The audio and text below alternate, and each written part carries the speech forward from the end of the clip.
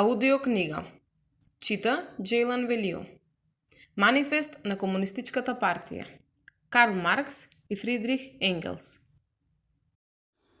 Сениште кружени за Европа, сеништето на комунизмот. Сите сили на старата Европа направија сојуз за света војна против тоа сениште. Римскиот папа и рускиот цар, Метерних и Гизо, француските радикали и германските полицајци. Која е таа опозициона партија која од нејзините противници што не се на власт не би била извикувана како комунистичка? Која е таа опозициона партија која од своја страна не би возвратила со оптужба и на понапредните опозиционери и на своите реакционерни противници, жигосувајќи ги како комунисти? Две работи произлегуваат од овој факт.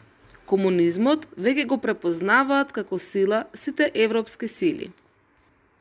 Крајно време е комунистите пред сиот свет отворено да ги изложат своите погледи, своите цели, своите стремежи и насказните за сеништето на комунизмот да им спротистават манифест на самата партија.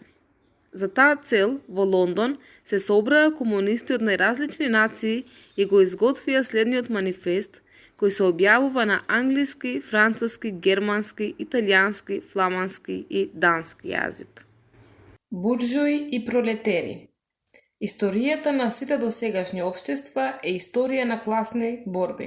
Слободниот и робот, патрициот и плебеецот, феудалецот и крепосникот, еснафот и калфата, накусо, угнетувачот и угнетениот стојат во постојана спротиставеност еден наспроти друг, водејќи непрекината, дескришна, дејавна борба, која секогаш завршувала со револуционерна преобразба на целото општество, или со заедничка пропаст на класите што се борат. Во поранешните историски епохи, речиси насекаде наоѓаме целосна поделба на општеството на различни сталежи, многократно степенување на општествените положби. Во Стариот Рим имаме патрици, витези, плебејци, робови. Во Средниот век феудални господари, вазали, еснавски мајстори, калфи, крепосници и уште згоре на тоа речиси во секој од тие класи повторно посебни степени. По пропаста на феудалното општество, произлезеното модерно буржоаско општество не успеа да ги надмине класните спротивности. Таа само роди нови класи, нови услови за угнетување, нови облици за борба на местото на старите. Меѓутоа, нашата епоха, епохата на буржуазијата, се одликува со тоа што ги поедностави класните спротивности. Целото општество се повеќе и повеќе се раздвојува на два непријателски табора, во две големи, една на друга директно спротиставени класи – буржуазијата и пролетаријатот. Од крепосните селани во средновековието излегува слободните граѓани на првите градови. Од тој градски сталеж се развија првите елементи на буржуазијата. Откривањето на Америка, морскиот пат околу Африка, создадоа нов терен за растечката буржуазија. Источноиндискиот и кинескиот пазар, колонизацијата на Америка, размената со колониите, зголемувањето на количеството на средства за размена на стоки воопшто, им дадоа дотогаш непознат полет на трговијата, морепловството, индустријата, а со тоа и на развојот на револуционерниот елемент во феудалното општество кое пропаѓаше. Поранешниот феудален или еснавски начин на индустриско производство веќе не можеше да ги задоволува нараснатите побарувачки на новите пазари. На негово место стапи мануфактурата. Индустрискиот среден сталеж ги потисна еснавските мајстори. Поделбата на трудот меѓу различните корпорации исчезна со поделбата на трудот во рамките на секоја одделна работилница. Пазарите и натаму постојано растаја, побарувачката и натаму се зголемуваше. Ни мануфактурата веќе не беше достатна. Тогаш парејата и машините го револуционализираа индустриското производство. На местото на мануфактурата стапи модерната крупна индустрија, а на местото на индустрискиот среден сталеж стапија индустријалците милионери, шефови на цели индустријски армии, модерните буржуи. Крупната индустрија создаде светски пазар кој беше подготвен со откривањето на Америка. Светскиот пазар неизмерно ги разви трговијата, морепловството и сувоземниот сообраќај. Ова пак влијаеше врз проширувањето на индустријата.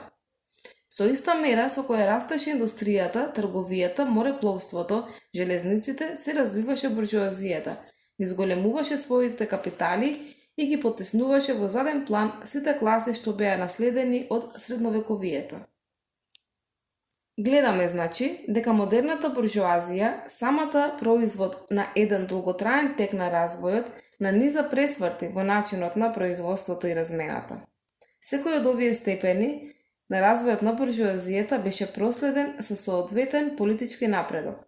Таа беше угнетен сталеж под власта на феудалните господари, вооружена и самоуправна асоциација во комуната, тука независна градска република, таму трет одданочуван сталеж на монархијата, потоа во време на мануфактурата против тежа на племството во сталешката или апсолутната монархија и главна основа на големите монархии воопшто.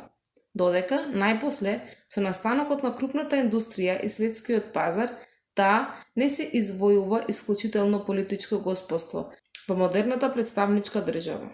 Модерната државна власт е само одбор што управува со заедничките деловни работи на целата буржоаска класа. Буржоазијата одигра највисока револуционерна улога во историјата.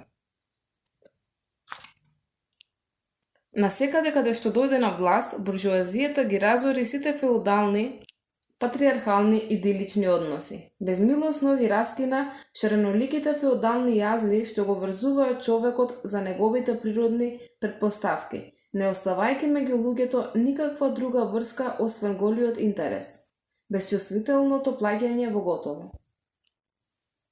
Во ледената вода на егоистичната сметка таа ги потопи светите треперења на побожниот занес, рицарското воодушевување, малограѓанската сентименталност. Таа го претвори личното достоинство на човекот во разменска вредност, а на местото на безбројните, со повелба признати и извојувани слободи, постави една – безсовесна слобода на трговијата. Со еден збор, на местото на експлоатацијата, која е покриена со религиозни и политички илузии, таа озакони експлоатација која е отворена, бесрамна, директна и сурова. Буржоазијата го разголи светиот ореол на сите дотогаш почесни дејности, на кои се гледаше со стравопочитувачки трепет. Таа ги претвори лекарот, правникот, свештеникот, поетот, научникот во своји платени наемни работници. Од семејните односи буржоазијата го скина нивниот срцепарателен превес и ги свете на чисто парични односи. Буржоазијата обелодени дека бруталната примена на сила во средниот век со која реакцијата толку се воодушевуваше наоѓаше соодветното полнување во дембелското безделничење. Таа покажа што е во состојба да направи човечката дејност.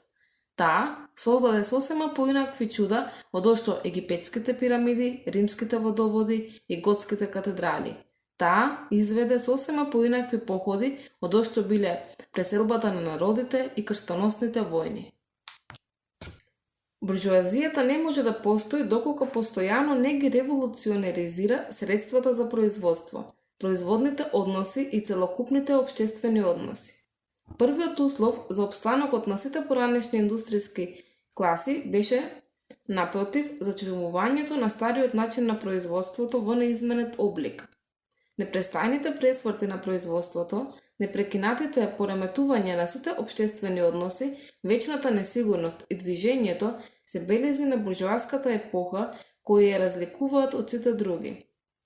Сите цврсти оргиосани односи, проследени со застарени представи и погледи на достоинството, застаруваат и пред да можат да се зацврстат. Испарува се што е стабилно и востановено, се сквернави се што е свето, така што луѓето најпосле се принудени со трезвени очи да ја согледаат својата животна положба и своите меѓусебни односи.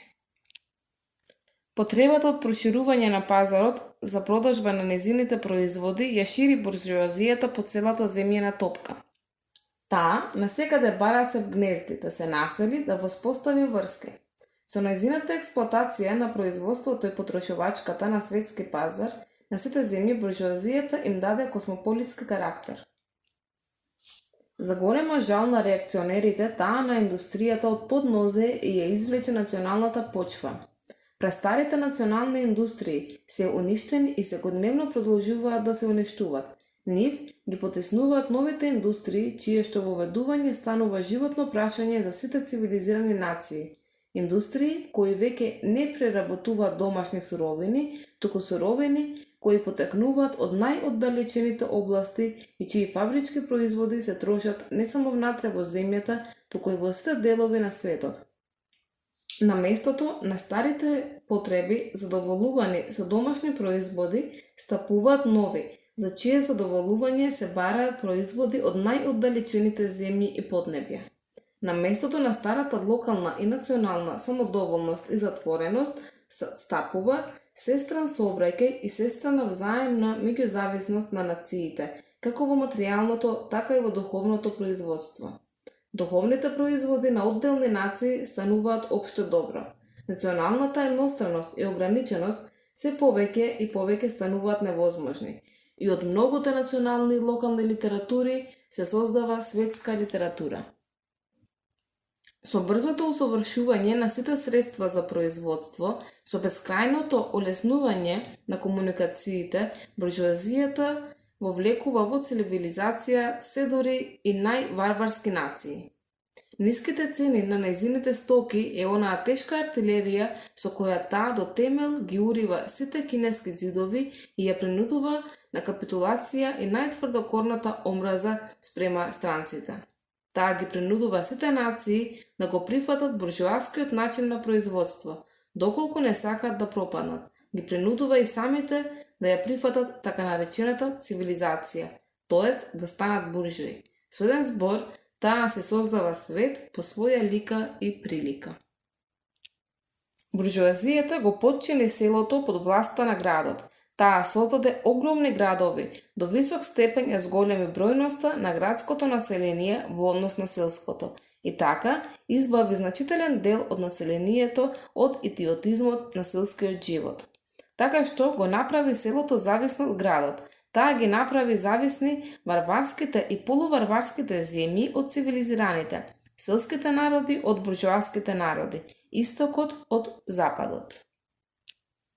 Буржуазијата се повеќе и повеќе ги надминува раситнетоста на средствата за производство, на собственоста и на населението. Таа го натрупа населението, ги централизира средствата за производство и ја концентрира собственоста во раците на малкумина. Нужна последица на тоа беше политичката централизација. Независни од вај поврзани провинции со различни интереси, закони, влади и царини беа збиени во една нација, една влада, еден закон, еден национален класен интерес, една царинска зона. Во своето помалку од 100 годишно класно владење, буржуазијата создаде помасовни и поколосални производни сили од што сите минати генерации заедно. Почитувањето на природните сили, машинското производство, примената на хемијата во индустријата и земјоделството, парапродарството, железниците, електричниот телеграф, мелиоризацијата на цели делови од светот, претворањето на реките во пловни, цели маси население како од подземја изникнати, кое по ранешното столетие толку очигледно можело да замисли дека такви производни сили дремат во скутот на општествениот труд. Значи, видовме дека средствата за производство и за размена, врз основа на кои се изгради буржуазијата, беа создадени во феодалното општество. На одреден степен од развојот на средствата за производство и размена, односите во кои феодалното општество произлегуваше и разменуваше, како и феодалната организација на земјоделството и мануфактурата, со еден збор феодалните односи на собственост, веќе престанаа да им одговарат на развиените производни сили. Тие, производството го сопираа, наместо да го унапредуваат, се претворија во негови окови. Тие мораа да бидат раскинати и беа раскинати. На негово место стапи слободната конкуренција со општествена и политичка конституција, која и соодветствуваше на економската и политичката власт на буржоаската класа. Пред наши очи се одвива слично движење. Буржоаските односи на производството и размената, буржоаските односи на собственоста, модерното буржоаско општество создадоа толку моќни средства за производство и размена, кои прилегаат на волшебник кој е немоќен да се справи со подземните сили што ги повикал. Веќе, со десетлетија, историјата на индустријата и трговијата е само историја на бунтот на модерните производни сили против модерните производствени односи, кои се животни услови за постоење на буржоазијата и на незиното владење. Доволно е да се наведат трговските кризи, кои со своите периодични повторувања се поопасно го згрозуваат опстанокот на целото буржоаско општество, ставајќи ги под прашање. За време на трговските кризи постојано се уништувал значаен дел не само на готовите производи, туку и дел од веќе создадените производни сили. За време на трговските кризи се појави една таква општествена епидемија, која на сите поранешни епохи би им изгледала како безмислица. Епидемија на хиперпродукцијата. Општеството одеднаш се наоѓа фрлено назад, во состојба на моментално варварство. Не баре гладот и сеопштата уништувачка војна му ги пресушила сите извори за средства за живот. Изгледа дека индустријата и трговијата се уништени. А зошто? Затоа што општеството има и премногу цивилизација и премногу средства за живот, премногу индустрија, премногу трговија. Производните сили кои му стојат на располагање не служат повеќе за унапредување на буржоаските односи на собственост. Напротив, тие станаа премногу насилнички за таквите односи. Тие го сопираат неговиот развој. А штом производните сили ти ги совладаат тие пречки, го доведуваат во безредие целото буржоаско општество, го загрозуваат опстанокот на буржоаската собственост. Буржоаските односи станаа претесни да го опфатат богатството што го создадува. Како буржоазијата ги совладува кризите? Од една страна, со принудно уништување на цела маса производни сили, од друга страна, со освојување на нови пазари и поисцрпна експлоатација на старите. Значи, со што? Со тоа што приготвува посестрани и посилни кризи, намалувајќи ги средствата за нивно спречување. Оружјето со кое буржоазијата го собори феодализмот сега се свртува против самата буржоазија. Но, буржоазијата не ги искова само оружјата што ја носат смрт, таа ги створи и луѓето што тоа оружје ќе го носат. Модерните работници, пролетерите. Со иста мера во која се развиваше буржоазијата, тоест капиталот, се развиваше и пролетаријатот, класата на модерни работници, кои живеат додека наоѓаат работа, а ја наоѓаат додека нивниот труд го зголемува капиталот. Работниците кои мораат да се продаваат на парче се еден вид стока како и секој друг трговски артикл, кои се подеднакво изложени на сите случајности на конкуренцијата, на сите колебања на пазарот. Со ширењето на машинското производство и поделбата на трудот, тој загуби секаков самостоен карактер, а со тоа и секаква привлечност за работниците.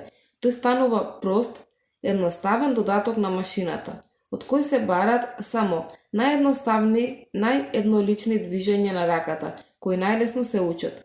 Затоа, трошоците кои работникот ги предизвикува се ограничуваат, речиси, само за средствата за живот што се потребни за негово одржување и за продолжување на неговиот род. Меѓутоа, цената на секоја стока, значи на трудот, е еднаква на цената на чинење на нејзиното производство. Колку повеќе расте одбојноста на трудот, толку повеќе опаѓа наемнината. Или уште повеќе, колку повеќе расте примената на машината и поделбата на трудот, толку повеќе расте количеството на трудот. Било со зголемување на бројот на работните часови, било со зголемување на количеството на трудот потребно за одредено време, со забрзување на тактот на машините и така натаму. Модерната индустрија ја претвори малечката работилница на патриархалниот мајстор во голема фабрика на индустриските капиталисти. Масата работници заедно, втерани во фабрики, војнички, се организирани. Како обични војници на индустријата, тие се ставаат под надзор на цела хиерархија на индустријски подофицери и офицери. Тие не се само робови на буржоаската класа, на буржоаската држава. Секој ден и секој час нив ги поробува машината, надзорникот и пред се поединечниот буржој фабрикант. Колку што овој депотизам е поситничав, поотвратен, колку што повеќе предизвикува огорченост, толку добивката поотворено се прогласува за единствена цел. Колку помалку вештина и сила бара рачниот труд, односно колку повеќе се развива модерната индустрија, толку повеќе машкиот труд се потиснува од женскиот и од детскиот. Разликите во полот и возраста на работничката класа губат секакво општествено значење. Постојат само работни орудија кои предизвикуваат различни трошоци во зависност од возраста и полот. Кога најпосле завршува експлоатацијата на работникот од страна на фабрикантот и кога во готово ќе ја добие својата наемнина, врз него се нафрлат други делови на буржоазијата – станодавецот, бакалот, лихварот и така натаму. Досегашните ситни и средни сталежи, ситни индустријалци, трговци и рентиери, занаидчии и селани, сите тие класи преминуваат во пролетаријат, затоа што нивниот мал капитал е недоволен за водење на крупни индустријски предпријатија, кои и подлегнуваат на конкуренцијата на покрупните капиталисти и нивната вештина се обезвреднува како резултат на воведувањето на нови начини на производство. Така, пролетаријатот се регрутира од сите класи на населението. Пролетаријатот минува низ различни степени на развој. Неговата борба против буржоазијата започнува со неговото настанување. Во почетокот се борат поедини работници, потоа работници од една фабрика, па работници од една гранка на трудот во една област, против поединечниот буржој, кој непосредно ги експлоатира. Работниците ги насочуваат своите напади не само против буржоаските производствени односи, туку и против самите орудија за производство. Ги уништуваат конкурентните странски стоки, ги кршат машините, ги палат фабриките, се обидуваат да ја повратат загубената положба на средновековниот работник. На тој начин работниците образуваат една расејана маса низ целата земја, расцепкана од конкуренцијата. Масовното обединување на работниците не е последица на нивното сопствено соединување, туку последица на соединувањето на буржоазијата, која, заради постигнувањето на своите сопствени политички цели, мора, а привремено и може да го стави во движење целокупниот пролетаријат. Значи, работниците не водат борба против своите непријатели, туку против непријателите на своите непријатели, против остатоците на апсолутната монархија, земјопосетниците, неиндустријските буржои, ситните буржои. Така, целокупното историско движење се концентрира во раците на буржоазијата. Секоја победа, вака извојувана, е победа на буржоазијата. Но, со развојот на индустријата, не се множи само пролетаријатот. Тој се збива во поголеми маси, неговата сила расте и тој се повеќе ја чувствува. Интересите, животните услови на пролетаријатот се повеќе и повеќе се изедначуваат. Машините се повеќе ги бришат разликите во трудот и речиси насекаде наемнината ја сведуваат на подеднакво ниско ниво. Растечката конкуренција внатре, буржоазијата и трговските кризи кои од тука произлегуваат, ја прават наемнината на работникот се поколеблива. Се, побрзото усовршување на машините ја прават се понесигурна животната положба на пролетаријатот. Судирите меѓу одделниот работник и одделниот буржој се повеќе добиваат карактер на судири меѓу две класи. Работниците почнуваат да формираат коалиции против буржоите. Тие заеднички настапуваат во одбрана на својата наемнина. Тие основаат самофинансирани постојани асоцијации за да се обезбедат средства во случај на можни бунтови. На места борбата преминува во восстание. Од време на време работниците победуваат, но тоа е само привремено. Вистинскиот резултат на нивната борба не е непосредниот успех, туку се пошироко распространетото обединување на работниците. За тоа придонесе постојаниот пораз на сообраќајните средства, што ги создаде крупната индустрија, која ги поврза работниците од разни места. Таа врска имено е потребна за да ги централизира многобројните жаришта на борбата, кои имаат ист карактер, за да ги поврзе во една централизирана национална и класна борба. Меѓутоа, секоја класна борба е политичка борба, а обединувањето за кое на средновековните граѓани со нивните силски патишта им требаше столетија, современите пролетери, благодарејќи на железниците, тоа го постигнале за неколку години. Оваа организација на пролетерите во класа, а со тоа и во политичка партија, секој момент повторно се разбива со конкуренцијата меѓу самите работници. Но таа секогаш повторно се раѓа како посилна, подсврста, помоќна. Таа преку борба постигнува да се признаат одделни интереси на работниците во законска форма, користејќи ги при тоа разидувањата меѓу одделни слоеви на буржуазијата. Така беше и со законот за 10-часовното работно време во Англија. Во старото општество, судирите воопшто многократно го помагаат развојот на пролетаријатот. Буржуазијата се наоѓа во постојана борба, најпрвин против аристократијата, подоцна против делови од самата буржуазија, чиишто интереси доаѓаат во противречност со напредокот на индустријата, а постојано со буржуазијата од странските земји.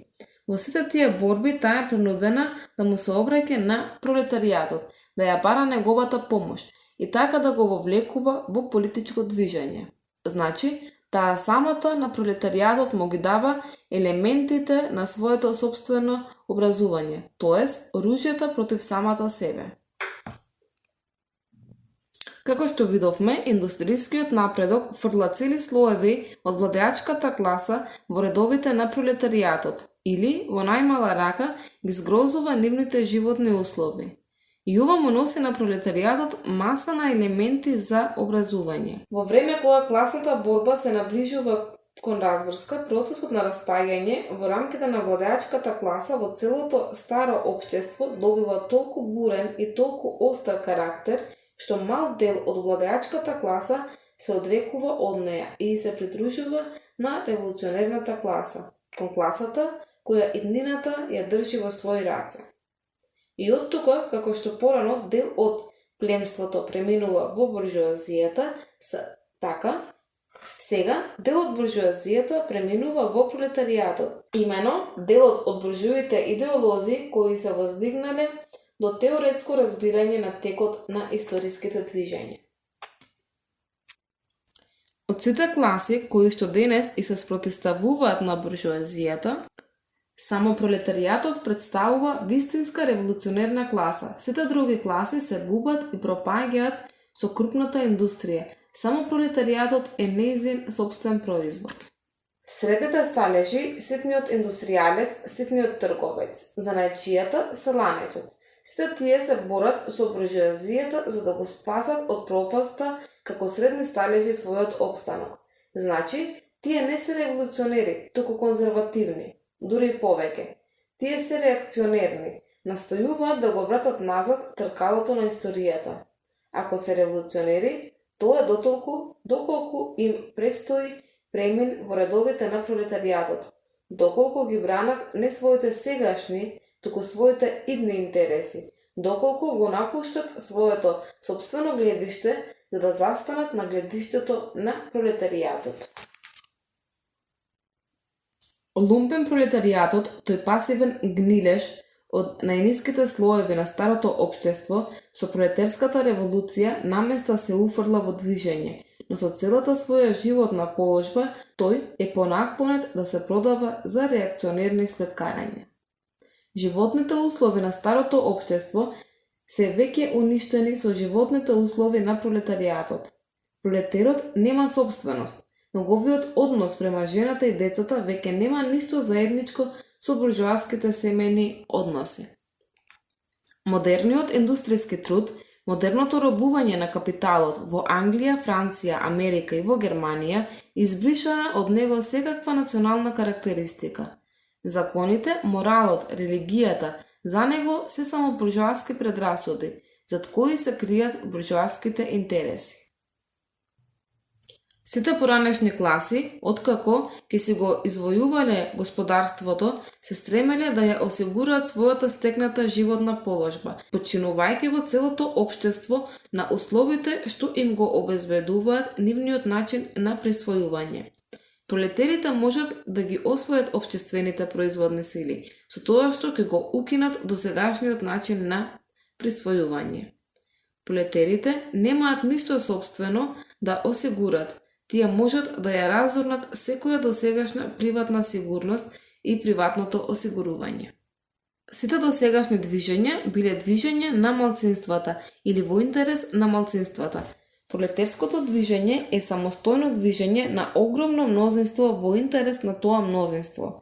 Пролетаријатот, најнискиот слој на сегашното општество, не може да се воздигне, да се исправи без да летне во воздух целата надградба на слоеви што го образуваат официјалното службеното општество. Иако не по содржина, туку по форма, борбата на пролетаријатот против буржоазијата е отпрвенационална. Се разбира, пролетаријатот на секоја земја прво мора да расчисти со својата сопствена буржоазија.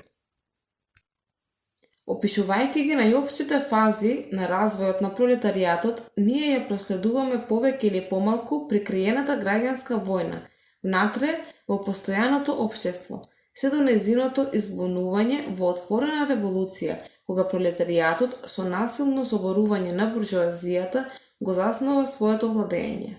Впрочем, сите досегашни општества се засновале врз спротивставеноста на класите на угнетувачи и угнетувани.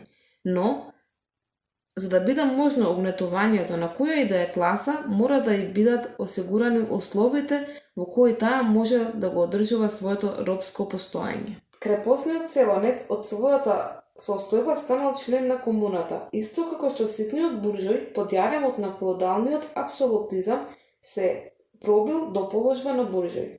Напротив, модерниот работник, наместо да се воздигнува со напредокот на индустријата, тој тонел се водлабоко под условите на сопствената класа. Работникот станува паупер, а пауперизмот се развива уште подобро од населението и богатството. Од тука станува јасно дека буржоазијата е неспособна долго да остане владеачка класа на општеството и на целото општество да му ги натура сопствените животни услови, како регулаторен закон.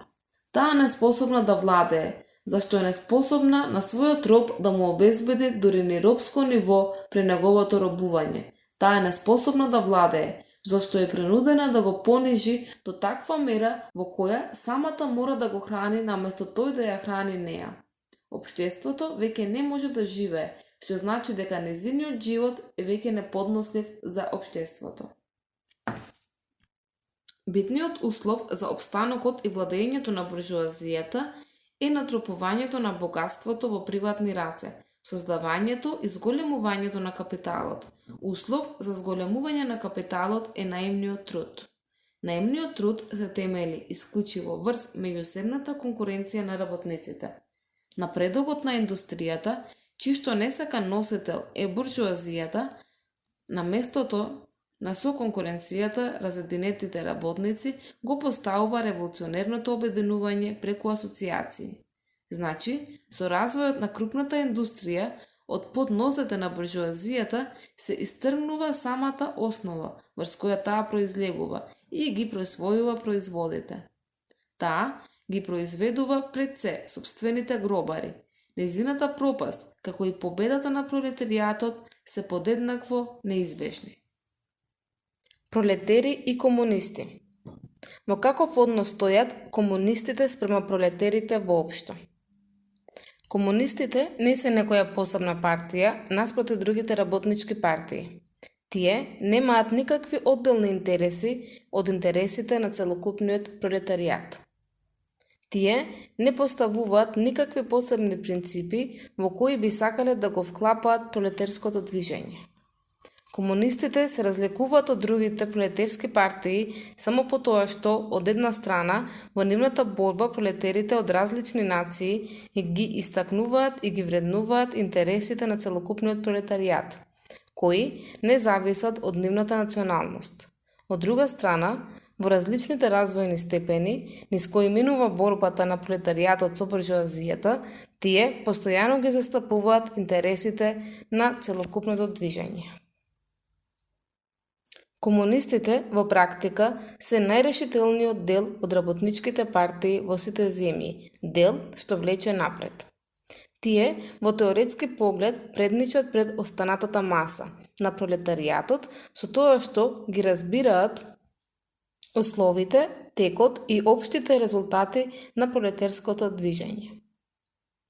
Целта на комунистите е иста како и на другите пролетарски партии: формирање на пролетаријатот во класа, соборување на буржоаското господарување, освојување на политичка моќ од страна на пролетаријатот. Теоретските ставови на комунистите во никој случај не се засноваат врз идеите, принципите што ги измислил или открил овој или онај поправач на светот. Тие се само општи изрази на фактичките односи на постојаната класна борба, на историското движење што се одвиваше пред нашите очи. Окинувањето на досегашните односи на сопственост не е некое својствено обележје на комунизмот. Сите односи на сопственост беа подложени на постојани историски менувања, на постојана историска промена. Например, Француската револуција ја укина феудалната сопственост во корист на буржоаската. Оно што е обележје на комунизмот не е укинувањето на сопственоста воопшто, туку укинувањето на буржоаската сопственост. Но модерната буржоаска приватна сопственост е последниот и најцелосен израз на производството и присвојувањето на производите, кои почиваат врз класни спротивности, врз експлоатацијата на едни од други. Во таа смисла, комунистите можат да ја изразат својата теорија со еден став: надменување, укинување на приватната сопственост. Нам, на комунистите, ни префрлаат дека сме сакале да ја укинеме лично стекнатата со сопствен труд заработена сопственост.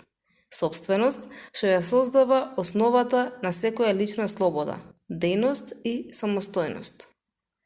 Со труд добиена, стекната лично заработена сопственост.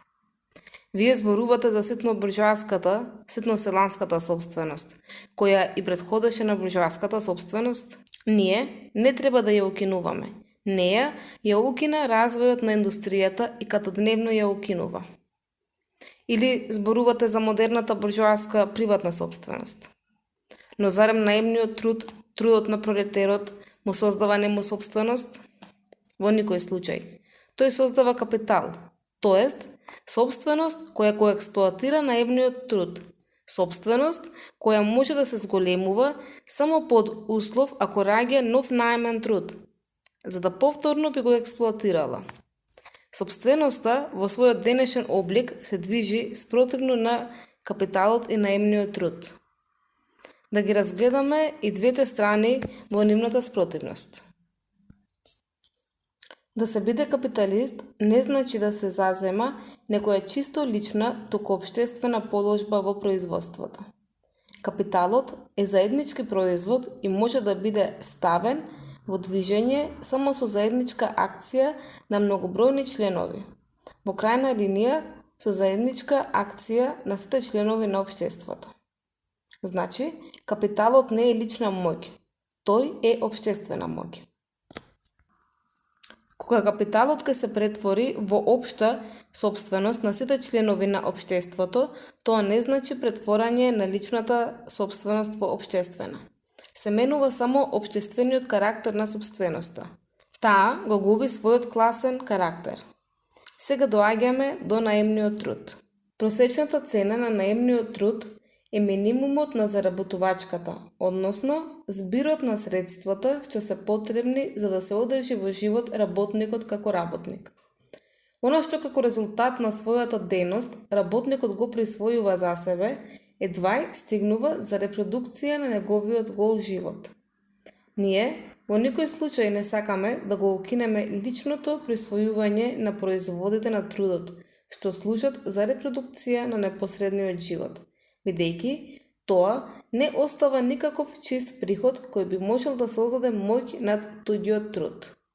Ние сакаме да го надминеме само бедниот карактер на ваквото присвојување, каде што работникот живее само за да го зголемува капиталот, живее само до тогаш до кога тоа го бараат интересите на владеачката класа. Во буржоаското општество, живиот труд е само средство за зголемување на натрупаниот труд.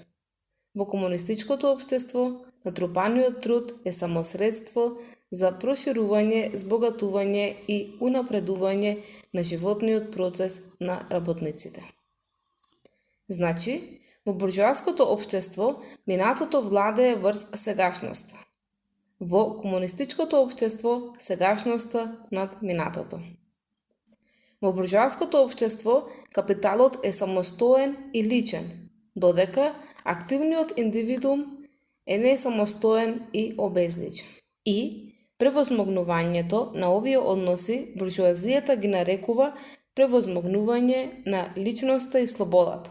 Со право, навистина се работи за превозмогнување на буржоаската личност, буржоаската самостојност, буржоаската слобода.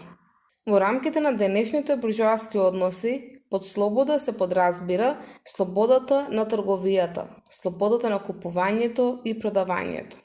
Но, ако пропадне тргувањето, тогаш пропаѓа и трговијата.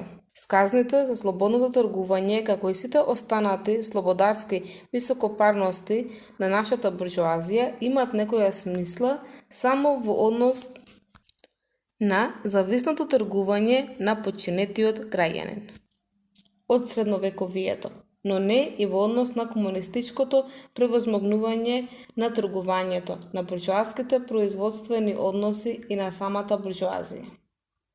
Вас ве фаќа ужас од тоа што ние сакаме да ја укинеме приватната сопственост.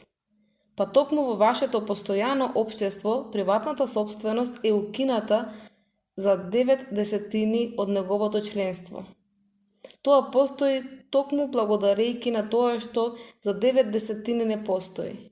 Вие, значи ни префрлате дека ние сакаме да ја укинеме сопственоста која нушно предпоставува огромното мнозинство од општеството да нема сопственост.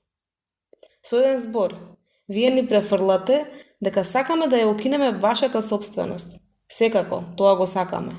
Од моментот кога ќе биде невозможно трудот да се претвора во капитал, во пари, во земјишна рента, накосо во општествена сила што може да се монополизира, тоест, кога личната сопственост веќе не ќе може да се претвора во буржоаска сопственост, во тој момент, објаснувате вие, ќе биде укината личноста.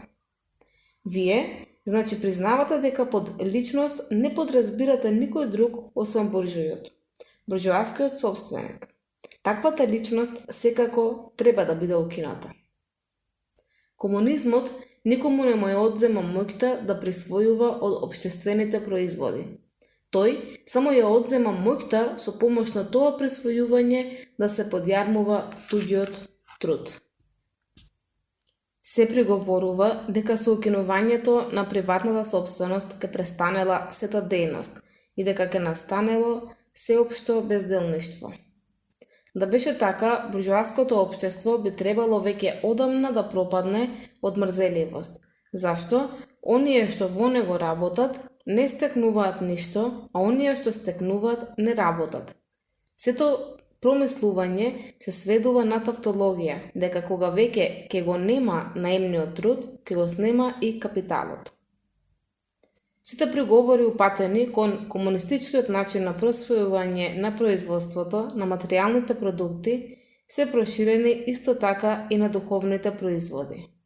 Како што за буржиот укинувањето на класната сопственост представува окинување на самото производство, така и укинувањето на класното образование за него е еднакво на укинување на образованието воопшто.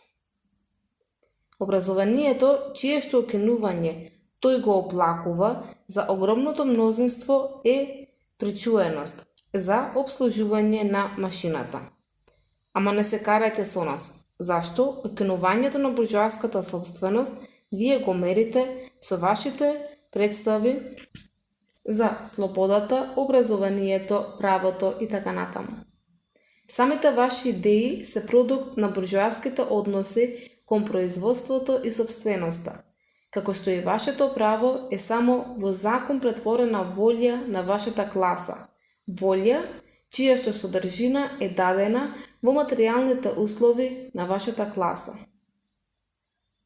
Вашата представа од интерес според која вашите односи кон производството и собственоста, кои се историски и минливи во текот на производството, а кои ги претварате во вечни закони на природата и умот. Вие заедничка со сите пропаднати владеачки класи. Она што подразбирате под античка собственост, под феудална собственост, веќе не смеете да го земате за буржоаска собственост. Укинувањето на семејството. Дури и крајните радикали се грозат од оваа срамна намера на комунистите. Врз што се заснова современото буржоаско семејство? Врз капиталот, врз приватната заработувачка. Целосно развиено, тоа постои само за буржоазијата, но тоа наоѓа свое дополнување во принудата, безсемејноста на пролетерите и во јавната проституција. Природно е дека буржоаското семејство отпаѓа заедно со отпаѓањето на ова негово дополнување, а двете исчезнуваат со исчезнувањето на капиталот. Ни префрлате дека сакаме да ја укинеме експлоатацијата на децата од страна на нивните родители. Ние го признаваме тој злостор. Па велите дека ги укинуваме најприсните односи, зашто на местото на домашното воспитување го ставаме општественото. А зарем и вашето воспитување не е одредено од општеството, од општествените односи во кои вие воспитувате со директно или индиректно мешање на општеството во посредство на училиштето и така натаму. Комунистите не го измислуваат влијанието на општеството врз воспитувањето. Тие го менуваат само неговиот карактер, откинувајќи го од влијанието на владеачката класа. Буржоаските фрази за семејството и образованието, за присните односи меѓу родителите и децата стануваат поодвратни благодарејќи на крупната индустрија, каде во пролетерската средина сите семејни врски се раскинуваат, а децата се претвараат во обични трговски артикли и работни орудија. Ама вие комунистите сакате да воведете заедница на жени. Ни се развика во хор целата буржоазија. Буржојот во својата жена гледа просто орудие за производство. Слушнал дека орудијата за производство треба заеднички да се искористуваат. И природно, не може ништо ни да си замисли, освен дека и жените ги стаса истата судбина. Тој нема поим дека станува збор токму за укинувањето на положбата во која жената е просто орудие за производство. Впрочем, нема ништо посмешно од високоморалниот ужас на нашите буржуи за наводната официјална комунистичка заедница на жени. Комунистите немаат потреба да воведуваат заедница на жени. Таа речиси секогаш постоела. Нашите буржуи, незадоволни со тоа што на располагање им стојат жените и ќерките на нивните работници, а за јавната проституција и да не зборуваме, наоѓаат главно задоволство во заведувањето на своите сопруги едни со други. Во стварноста, буржоаскиот брак е заедница на жени. Она што најмногу би можело да им се префрли на комунистите е тоа дека, наместо лицемерно прикриена, сакаат да воведат официјална, отворена заедница на жени. Впрочем, Само по себе се подразбира дека со окинувањето на денешните производствени односи ќе исчезне и заедницата на жени која од нив произлегува, тоест официјалната и неофицијалната проституција. Понатаму, на комунистите им се префрла дека сакале да ја укинат татковината, националноста. Работниците немаат татковина. Не може да им се земе она што го немаат. Со оглед на тоа дека пролетаријатот пред се мора да извојува политичко господарство, да се издигне до национална класа, самиот да се конституира како нација. Тој е и национален, но никако во буржоаска смисла. Националните посебности и спротивности меѓу народите се повеќе исчезнуваат. Веќе со развојот на буржоазијата, со слободната трговија, со светскиот пазар, со униформеноста на индустриското производство и животните услови кои им соодветствуваат. Владењето на пролетаријатот уште повеќе ќе го забрза нивното исчезнување.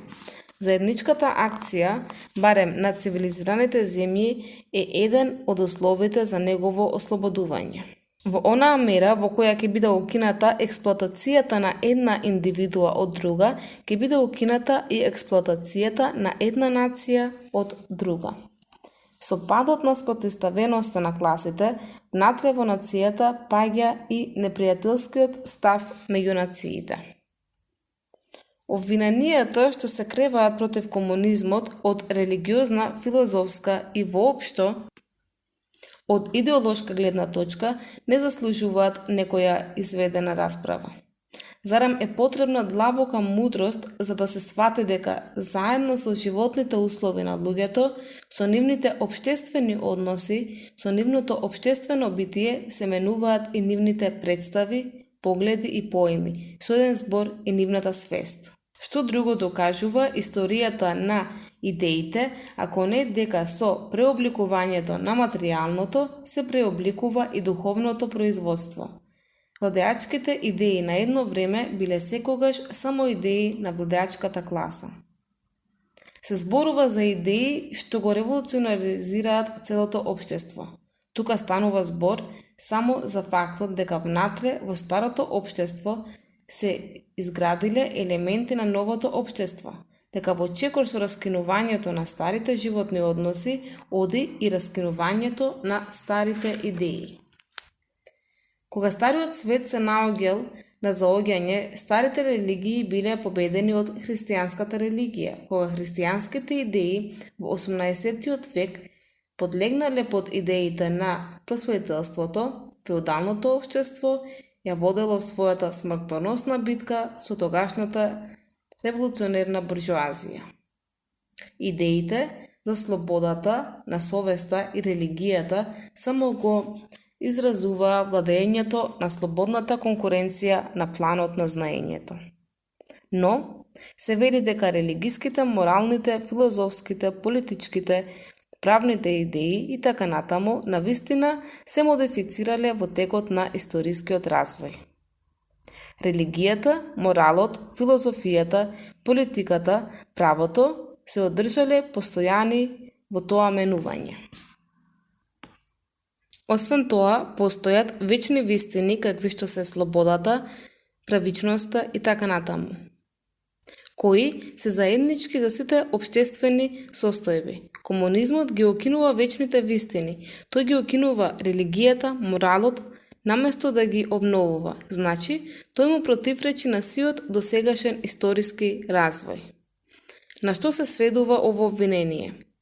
Историјата на целото досегашно општество се движела низ класни спротивности кои во различни епохи имале различни облици. Но, какви да биле тие форми, експлоатацијата на еден дел од општеството е факт, кој е заеднички за сите изминати столетија. Затоа, не е чудно што општествената свест низ сите векови наспроти својата многостранност и разновидност се движи во одредени општи форми, во форми на свест кои целосно ќе исчезнат дури со потполното исчезнување на класните спротивности. Комунистичката револуција представува најрадикално раскинување со наследните односи на сопственоста. Не е чудно што во текот на својот развој таа најрадикално раскинува со идеите наследени од минатото. Туку да ги оставиме приговорите на буржоазијата против комунизмот. Веќе погоре видовме дека првиот чекор на работничката револуција е претворувањето на пролетаријатот во владеачка класа, во извојување на демократијата. Пролетаријатот ја користи својата политичка власт за постапно одземање на сиот капитал од буржоазијата, за централизација на сите орудија на производството во рацете на државата, тоест на пролетаријатот организиран како владеачка класа, и зашто е можно побрзо зголемување на масата на средствата за производство. Природно дека тоа може да се постигне само со посредство на деспотско мешање во правото на собственост и во буржоаските производствени односи, значи со уредби кои економски излегуваат недоволни и неодржливи, но кои во текот на движењето се надминуваат самите себе си и се неизбежни како средства за преврат на целиот начин на производството. Природно дека овие мерки ќе бидат различни во различни земји. Сепак, за најнапредните земји следните мерки можат да имат доста општа примена. 1. Експроприација на земјишната собственост и употреба на земјишната рента за подмирување на државните расходи. 2. Висок прогресивен данок. 3. Укинување на правото на наследство. 4. Конфискација на имотот на сите емигранти и бунтовници. 5. Централизација на кредитите во рацете на државата преку Национална банка со државен капитал и исклучителен монопол. 6. Централизација на целокупниот транспортен систем во рацете на државата. 7. Умножување на националните, државните фабрики, на орудијата за производство, копачење за ограничени површини и подобрување на земјиштето според општ план. 8. Еднаква обврска на труд за сите, создавање на индустријски армии, посебно во земјоделството. 9. Обединување на трудот на земјоделството и индустријата со заложби за отстранување на разликите меѓу градот и селото. 10. Јавно и бесплатно воспитување на сите деца, отстранување на фабричкиот труд на децата во неговата денешна форма, обединување на воспитувањето со материјалното производство и така натаму.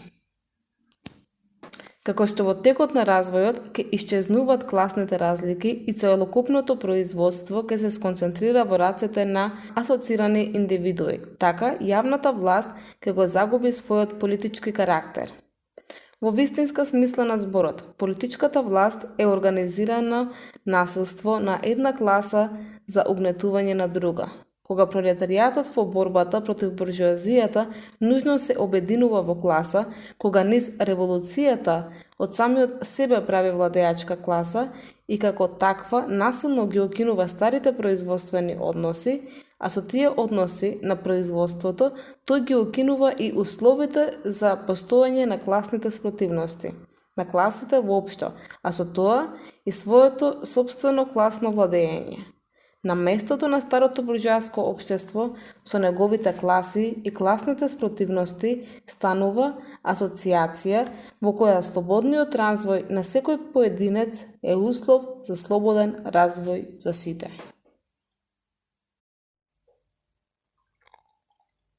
Социјалистичка и комунистичка литература. 1. Реакционерен социјализам. Под А. Феудален социјализам. Француската и англиската аристократија по својата историска положба биле повикани да пишуваат памфлети против модерното буржоаско општество.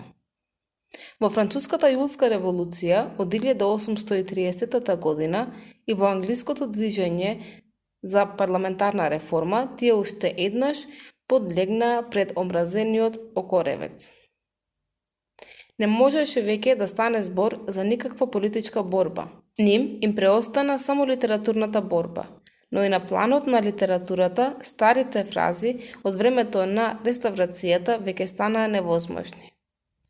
За да предизвика симпатии аристократијата, мораше привидно да ги испушти од предвид своите интереси и својот обвинителен акт против буржуазијата да го формулира единствено во интерес на експлоатираната работничка класа. Таа се правеше задоволство со тоа што пееше пасквили за својот нов владател и се осмелуваше науво да му шепоти повеќе или помалку несрекни пророштва. На овој начин настана феудалистичкиот социјализам, полутажачки, полупасквил, наполу ехо на минатото, наполу закана за еднината, напати, погодувајќи ја буржуазијата во срцето со горчливата, духовно поразителна осуда, која делува комично со својата целосна неспособност да го свати текот на модерната историја. Тие мафтаа со пролетерската питачка торба како со знаме, за да зад себе го присоберат народот. Но секој пат кога тој ке трчаше да ги следи, на нивните задници ке светнеа старите феудални грбови и тој се разбегуваше со громогласна и навредувачка смеа. Оваа театарска представа најдобро ја изведоа дел од француските легитимисти и млада Англија. Кога феудалците докажувале дека нивниот метод на експлоатација имал поинаков облик од оној на буржуаската експлоатација, тогаш заборавале дека тие експлоатирале во сосема различни и сега наџивеани околности и услови. Кога укажувале дека под нивно господство не постоел модерниот пролетаријат, тогаш заборавале дека токму модерната буржуазија беше нужен ластер за нивниот општествен поредок. Впрочем, тие толку малку го кријат реакционерниот карактер на својата критика, што нивното главно обвинение против буржуазијата се состои токму во тоа што при нејзиното господарување се развила класата што ќе го крене во воздух сиот стар општествен поредок. Тие многу повеќе буржуазијата ја прекоруваат за тоа што го создала револуционерниот пролетаријат, отколку за тоа што воопшто создала пролетаријат.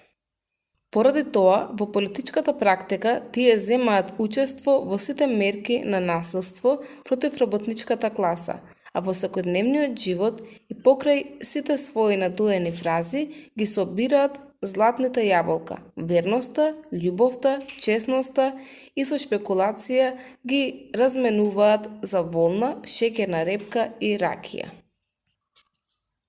Како што попот секогаш одел рака под рака со феудалецот, така и поповскиот социјализам одел со феудалниот.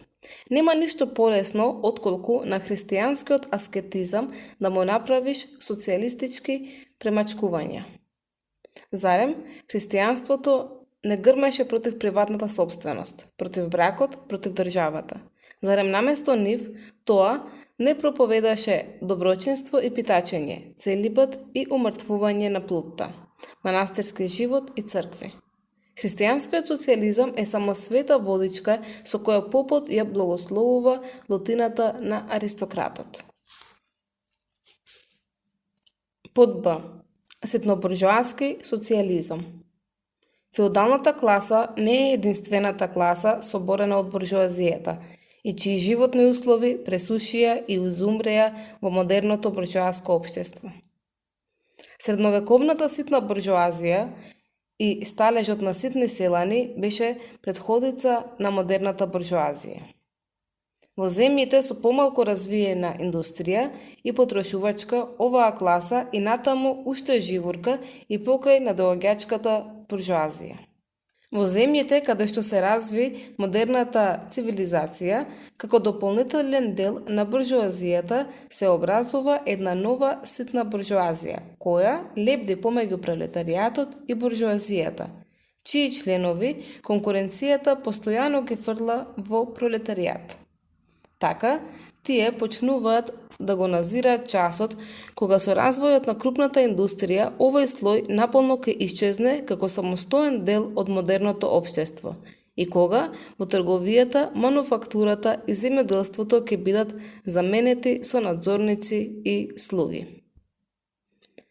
Во земјите како што е Франција, каде што селанството го сочинуваше повеќе од половината од целокупното население, беше природно писателите кои настапуваа на страната на пролетаријатот против буржуазијата во својата критика на буржуаскиот поредок да го применуваат ситно-буржуаското и ситно-селанското мерило, а партијата на работниците да ја бранат од позиција на ситната буржуазија.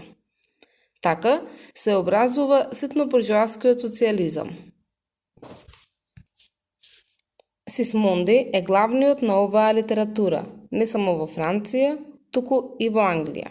Овој социјализам остроумно ги расчлени противречностите во модерните производствени односи.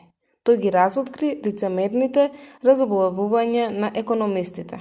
Тој, непобитно, го докажа разурнувачкото дејство на машините и поделбата на трудот, концентрацијата на капиталот и земјишниот посед, хиперпродукцијата, кризите, нужната пропаст на ситните буржуи и селани, бедата на пролетаријатот, анархијата во производството, страотната нееднаквост во распределбата на богатството, уништувачката индустријска трка меѓу нациите, распаѓањето на старите обичаи, на старите семејни односи и на старите нации.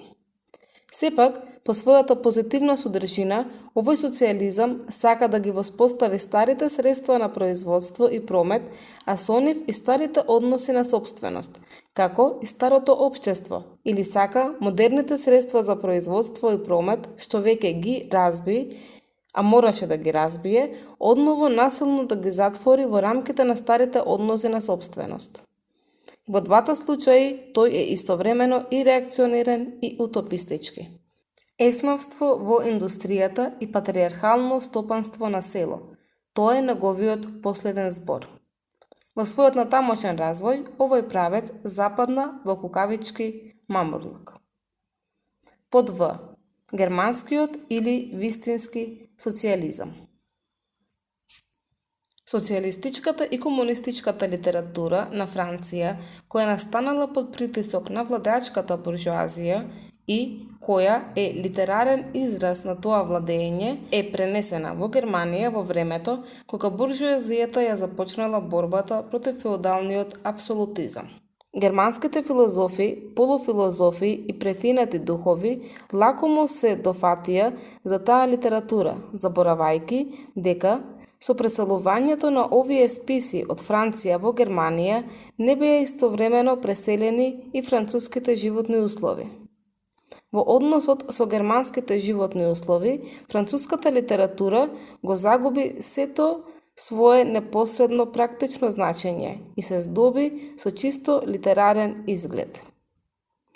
Таа мораше да се појави како безделничко мудрување за суштината на човековото суштество. Така, за германските филозофи од 18 век, барањата на првата француска револуција имаа смисла само барањата на практичниот ум, да станат општи. А пројавите на волја кај револуционерната француска буржуазија во нивните очи имаја значење на закони за чиста волја, на волјата каква што таа мора да биде, на вистински човечка волја. Целата работа на германските литерати се состоеше во тоа да ги усогласат нивните француски идеи со својата стара филозофска совест или, поточно, од своји филозофски становишта да ги присвојуваат француските идеи. Ова присвојување беше извршено на начин на кој воопшто се извршува присвојувањето на странски јазик преку превод. Познато е дека монасите пишувале невкусни житија за католичките свештеници преку манускриптите на класичните дела од древните пагански времења. Со профаната француска литература, германските литерати постапија обратно. Под францускиот оригинален тие ја напишаа својата филозофска безмислица. Например, под француската критика на паричните односи напишаја отуѓување на човековото суштество. Под француската критика на буржоаската држава напишаа укинување на господарството на абстрактното општо и така натаму. Тоа подтурнување на својата филозофска фразеологија под француските теории за развој тие го крстија како филозофија на чинот, вистински социјализам, германска наука за социјализмот, филозофско втемелување на социјализмот и така натаму. На тој начин, француската социјалистичко-комунистичка литература беше буквално ушкопена. Па како што во рацете на германецот таа престана да биде израз на борба на една класа против друга, така тој беше убеден дека ја надминал француската едностраност, дека наместо вистинските потреби ја застапувал потребата за вистината, а наместо интересите на пролетаријатот ги застапувал интересите на човечкото суштество, интересите на човекот воопшто, човекот кој не припаѓал на ниту една класа и воопшто не постои во реалноста, туку само на магливото небо на филозофската фантазија. Овој германски социјализам, кој своите безпомошни школски вежби ги сметаше за толку сериозни и свечени и толку панаѓурски ги трубеше, лека полека ја губеше својата педантериска невиност. Борбата на германската, особено на пруската буржоазија против феудалците и апсолутната монархија со еден збор либералното движење стануваше се посериозна.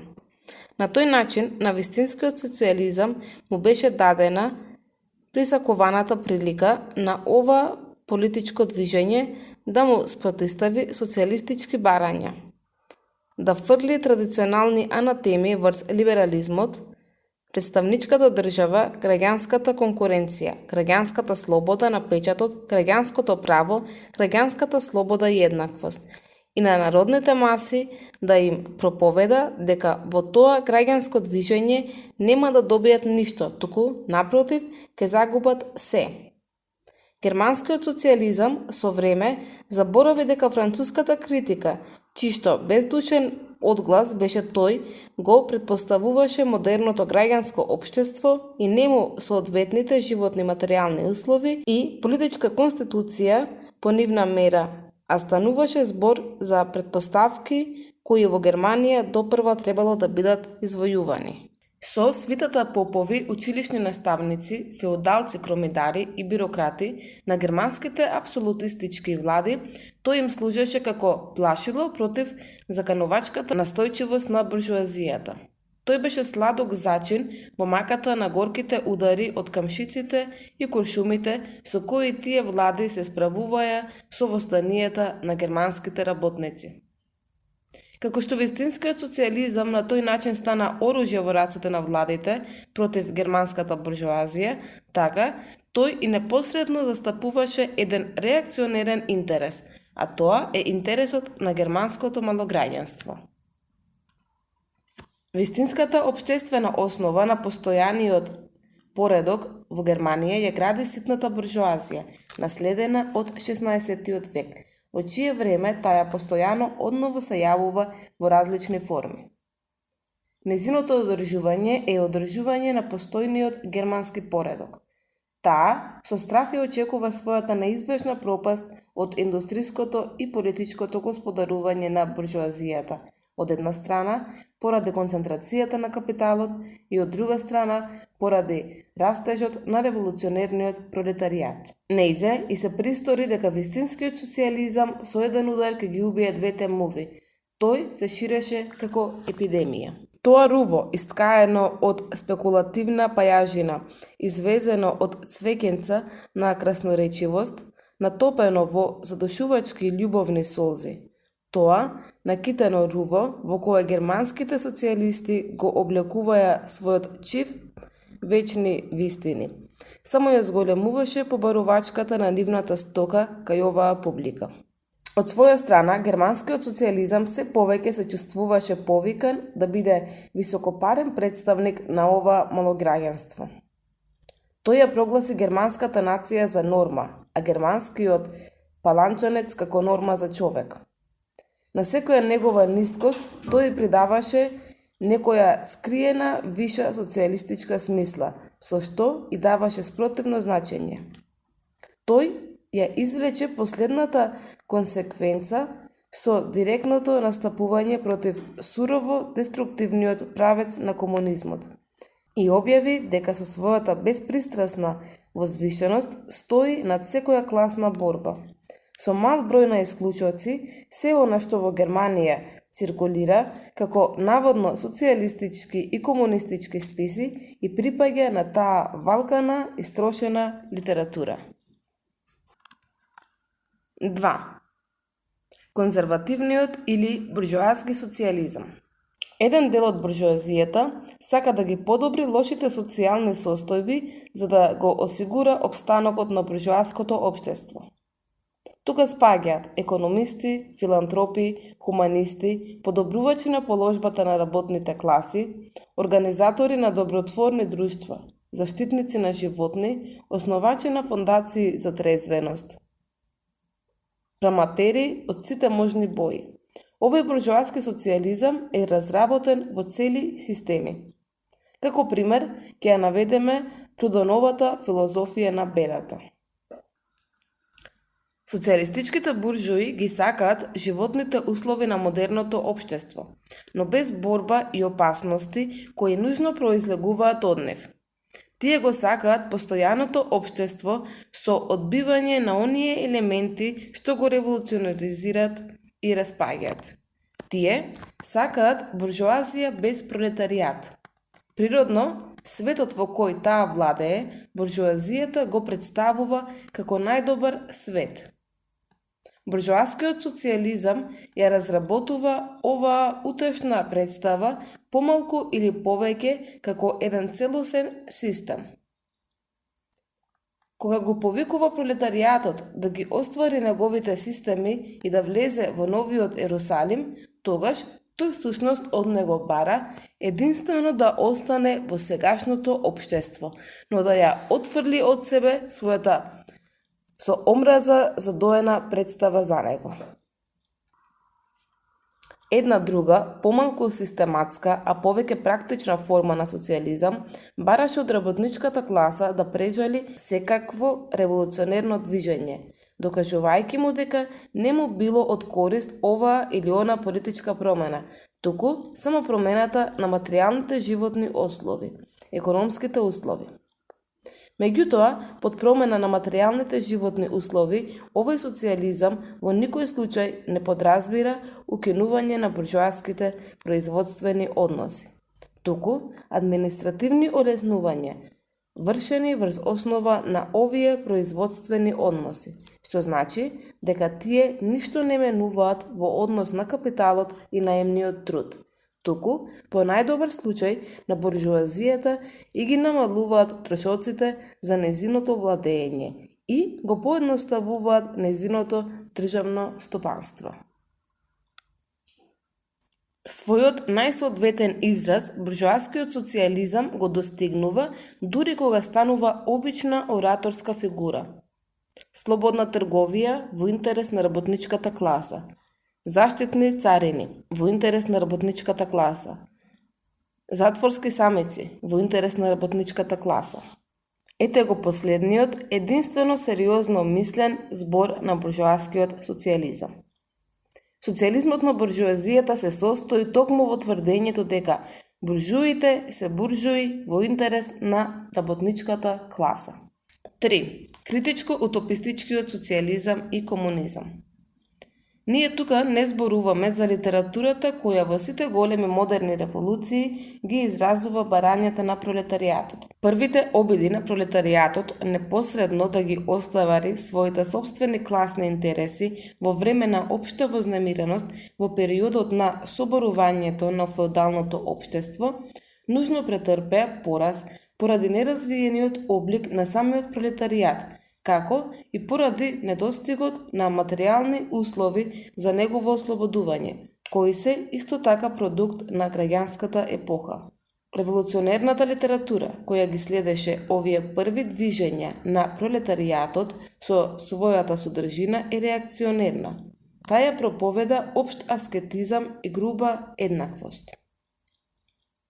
Вистинските социјалистички и комунистички системи, системите на Сен-Симон, Фурие, Овен и така натаму, изникнуваат во првиот неразвиен период на борбата помеѓу пролетаријатот и буржоазијата, што погоре го прикажавме. Творците на овие системи, впрочем, ја гледаја спротивноста на класите, како и дејството на разознавачките елементи во самото владеачко општество. Но, тие, на страната на пролетаријатот, ја превидуваат неговата историска самоактивност, неговото собствено политичко движење. Со оглед на тоа што развојот на класните спротивности оди во чекор со развојот на индустријата, тие не можат да изнајдат материјални услови за ослободување на пролетаријатот и бараат таква општествена наука, такви општествени закони кои што би ги создале тие услови. На местото на општествената активност треба да стапи нивната лична пронаоѓачка активност. На местото на историските услови за ослободување, фантастичните, на местото на постепеното напредување на пролетаријатот во организирана класа. Од нив измислена организација на општеството. Предстојната историја на светот се сведува според нив на пропаганда и практична изведба на нивните општествени планови. Впрочем, тие се свесни дека во своите планови ги застапуваат главно интересите на работничката класа, како класа која најмногу страда. За нив пролетаријатот постои само како класа што најмногу страда. Значи, неразвиената форма на класната борба, како и нивната собствена животна подложба, доведува до тоа тие да поверуваат дека се далеку над секоја класна спротивност. Тие сакаат да ја подобрат положбата на сите членови во општеството, па и на најситуираните. Затоа, тие постојано апелираат до целото општество, без разлика, па дури првенствено до владеачката класа. Доволно е само да се разбере нивниот систем, па тој да се признае како најдобар можен план за најдобро можно општество. Затоа, тие ја префрлаат секоја политичка, имено секоја револуционерна акција. Својата цел тие сакаат да се обидат да ја постигнат по мирен пат, со мали и се разбира без успешни експерименти и со силата на личниот пример да го пробијат патот кон новото општествено евангелие. Овој фантастичен опис на идното општество настанува во времето кога пролетаријатот е уште крајно неразвиен, кога и самиот уште фантастично ја сваќа својата собствена положба. Настанува од неговото предчувство за пробив кон општата преобразба на општеството. Меѓутоа, социјалистичките и комунистичките списи содржат и критички елементи. Тие ги напаѓаат сите основи на постојаното општество. Затоа, тие донесоја извонредно вреден материјал за просветлување на работниците. Нивните позитивни ставови за идното општество, например, укинувањето на спротивностите меѓу градот и селото, укинувањето на семејството, на приватното спечалување, на наемниот труд, прогласувањето на општествена хармонија, претворањето на државата во обично управување со производството, ја изразуваат само неопходноста од отстранување на класната спротивност, која токушто почна да се развива и која ја познаваат само во нејзината неоформена неодреденост. Од тука и самите нивни постапки имаат чиста утопистичка смисла. Значењето на критичко-утопистичкиот социјализам и комунизам стои во обратен сразмер со историскиот развој. Во таа мера во која класната борба се развива и оформува, ова негово фантастично воздигнување и фантастична борба губат секаква практична вредност и секаква теориска оправданост.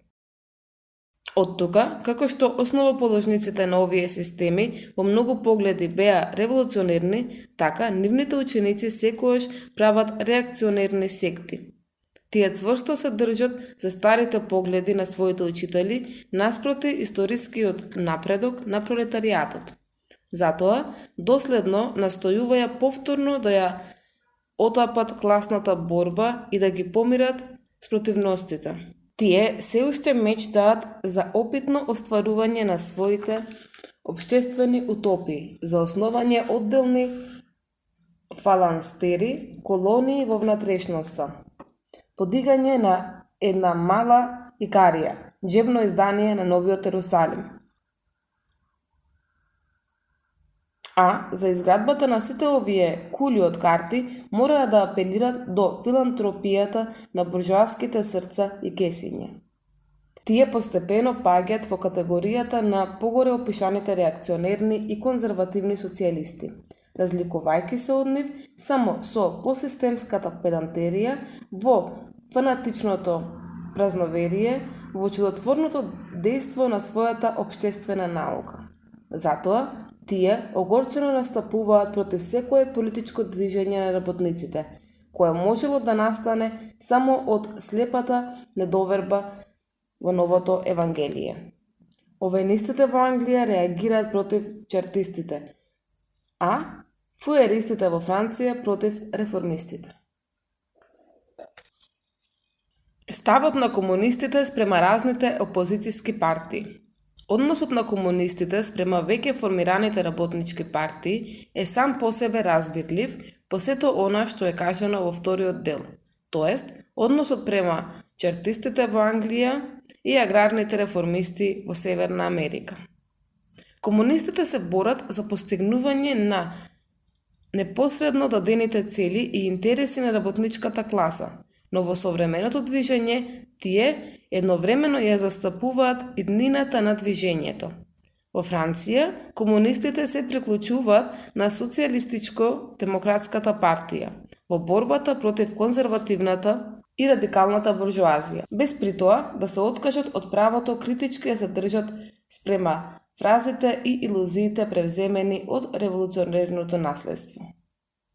Во Швајцарија ги поддржуваат радикалите, не заборавајќи дека таа партија се состои од противречни елементи, делумно од демократски социјалисти во француска смисла, делумно од радикални буржуи.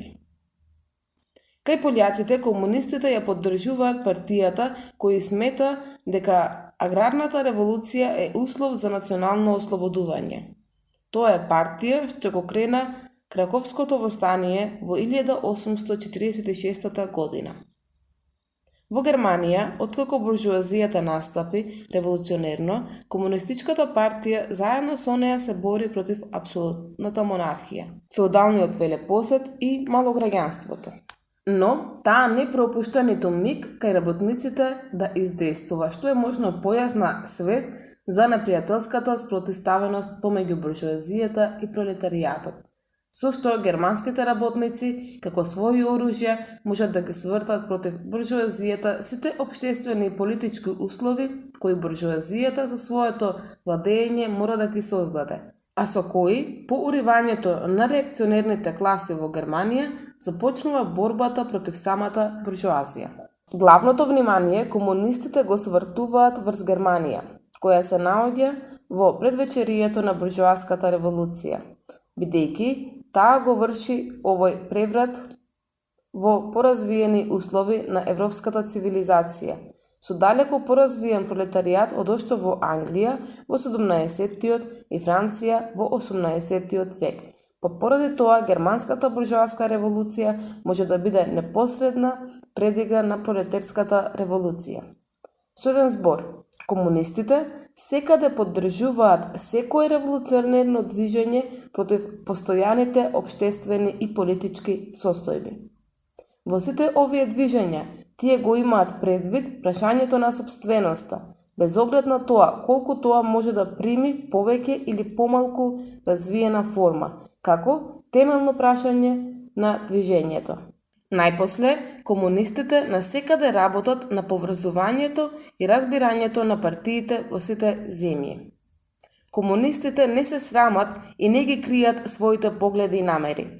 Тие отворено изјавуваат дека нивните цели можат да бидат постигнати само со насилно уривање на сиот постоечки општествен поредок.